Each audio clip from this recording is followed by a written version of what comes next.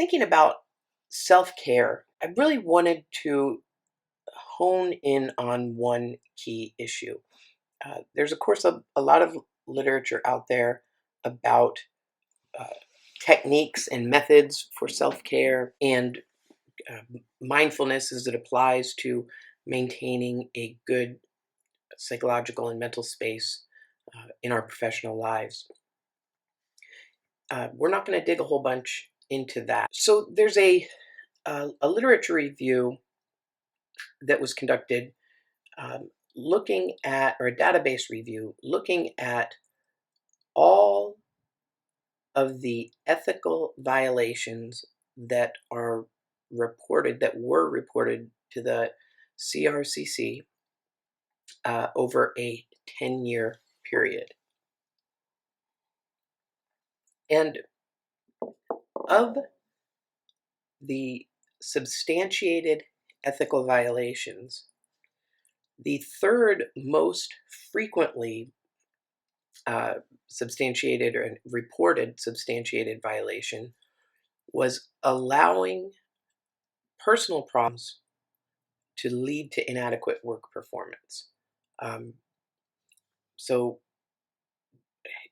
what that means basically is out of all the complaints that were found to have merit by the CRCC, complaints lodged by consumers, uh, the third most common one involved incidents where a counselor's personal situation, state of well-being, interfered with their ability to uh, perform their job effectively.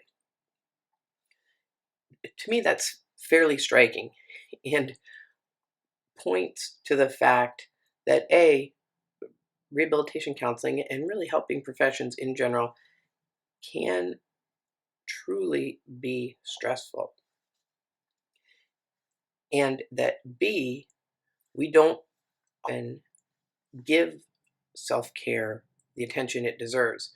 Uh, and I mean, as practitioners in the field, we sometimes set our own needs aside in order to just get the job done. Uh, so when I came across this literature review, it was actually, I was looking, or this database review, I was looking at the revised Code of Ethics, CRC Code of Ethics, that was published in 2010, and looking at the empirical influences that were integrated into the development of the code. When I saw this, the high rate of personal problems leading to inadequate performance, I was not particularly shocked. And I guess this is sort of more specifically what I wanted to share with you all. Uh, I was not shocked because it caused me, or allowed me, to kind of think back on my clinical experience. And I think of a few colleagues of mine who were also friends, uh, some of them anyways, and colleagues in particular who really had a tough time uh, maintaining their self-care and bringing a balanced sense of the role that their work played in their lives. Um, and these folks, and I'm thinking of one counselor in particular who provides a really kind of unfortunately clear example of the problem here. These folks really reached a point where not properly caring for themselves and not having an awareness, a conscious awareness of the stressors that they were facing, and um, constructive ways to deal with those stressors. These folks ended up in kind of a snowballing situation uh, where, because they were a little bit or a lot off balance, because they failed to find a harmonious place for their professional role, because of that, they often ran into little difficulties in managing their caseloads and in providing services. Then in turn, these little difficulties would be further exacerbated because, again, the counselors were not in a spot intrapersonally within themselves. They were not in a spot, a personal space, to be able to deal with them in a way that was particularly effective. One colleague of mine in particular, this individual had a very difficult time maintaining a work role, personal life roles balance. And often cases would be transferred, providing services to consumers would be transferred, and you'd inherit a consumer file that had been serviced by another counselor. And when you would inherit files that had been served by this particular counselor, the case notes would become very convoluted. And within the case narratives, the shift of the counseling relationship, the counseling relationship, the focus of the counseling relationship would shift from providing services for the client to the counselor, that the counselor became the center of the counseling relationship. And this did not bode well for either the consumers or for the counselor. And it led to a situation where this individual had frequent interpersonal conflict with her consumers, and therefore their outcomes were acted and not as strong as they should be. I'll also briefly share a time where my own kind of self-care and lack of awareness of where I was probably led to a bad outcome. Ultimately, it led to a fine outcome, but where the intermediate stage was not good, where it led to unnecessary friction. I had been working with a consumer who was unable to make any progress in their rehabilitation plan, despite utilization of a great deal of program resources. And this consumer eventually just drifted away, stopped attending our meetings, stopped participating in rehabilitation. Well, one day, the individual is a gentleman, a veteran, walked back into the office, my large office, not my personal office, but our office, and happened to catch me kind of in the hallway out there and said, "Hey, John, can I talk to you for a minute?" So, of course, I took him back to my office and spoke to him. Now, at the time, I was occupied with a gajillion different things. My mentor and close friend was retiring that day, and there was all kinds of shifts going around in the office. We were preparing his retirement luncheon, and I just didn't really have the frame of mind to work with this consumer effectively. And instead of realizing that, we went back to my office, as I indicated. And my veteran said, "So, John, things are really going bad for me, and I need to get back in the program. What do you think?"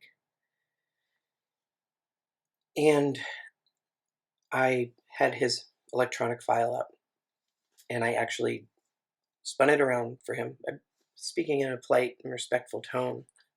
But I said, "Well, come here, take a look at all of these things that we've done and all the work that we've done, and we haven't made any progress. And you just drifted away. And now you would like to come back and participate in services again. Let's be realistic here. What do you think?" And as you might imagine, that was not received well by my veteran. had I had the presence of mind to really know where I was at, I would have greeted my veteran and scheduled some time to meet with him when I was able to focus and have some mindfulness about how I was going to interact. Uh, for what it's worth, it ended up working out just fine. The gentleman he had to reapply because his file had been closed.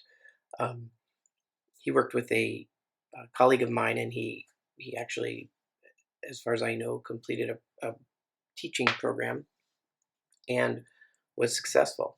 So again, my assessment was off because I was not in the right space to be working uh, with my veteran.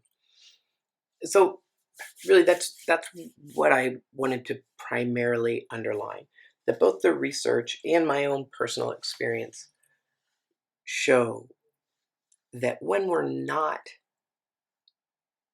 really mindful about where we are, and when we're not providing appropriate attention to caring for ourselves, our professional performance suffers.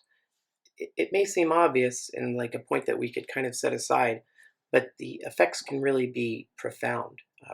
For my colleague, ultimately, the effects were very profound for her role, and she was not able to maintain uh, her role as a counselor. Uh, she still works for the VA, but she's not providing services to veterans anymore. In my own example, um, luckily, the situation worked out okay for the counselor or for the consumer, but I would be willing to bet that that this gentleman, to this day, if you asked him what his experience was like working with me, he wouldn't provide a favorable account. And had things not gone another way, he may not have received the services that he should have received and that he was able to make good use of. So, really, that was the main points that I wanted to communicate with you all. We'll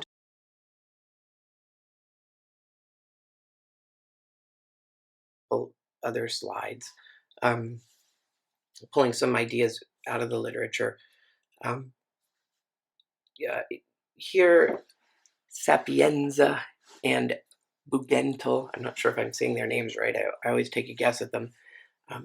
Talk about the idea that folks in the helping profession, and I think they're actually writing from the psychology literature, folks in the helping professions have devoted a lot of energy to working towards being able to uh, work with other folks as they move their own challenges, but then at the same time have not necessarily devoted the same attention uh, to learning how to nourish and care for themselves.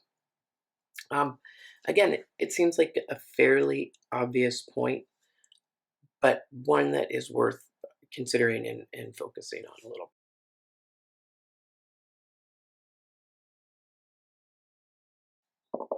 And then finally, as I said, we're not going to really dig deeply into self care methods, um, although I hope that we all do take time to figure out what self care means from us. This is actually a slide that a colleague of mine put together, a woman who I was co teaching a course with at UW that just talked about, she talked about different about four different aspects of self-care: cognitive, emotional, physical, and spiritual self-care, and ways in which we can uh, and social, I apologize, also social there at the bottom, ways in which we can engage those different areas of self-care. Now you could look over the slide, and some of these may appeal to you or may not, um, but hopefully thinking that way, thinking in terms of these five areas, or a similar set of areas that provides comprehensive accounting of your own areas of self care. Um, that the thinking along these lines can help you develop a program and a frame, or help you to further develop your current program or frame for providing yourself with the care that you need to be able to get up, head to work, and bring your A game every day. Um, just a short little presentation, and there, of course, are other resources posted for this week. And I will be touching base with you guys as we wrap up over the next few days. Thanks very much.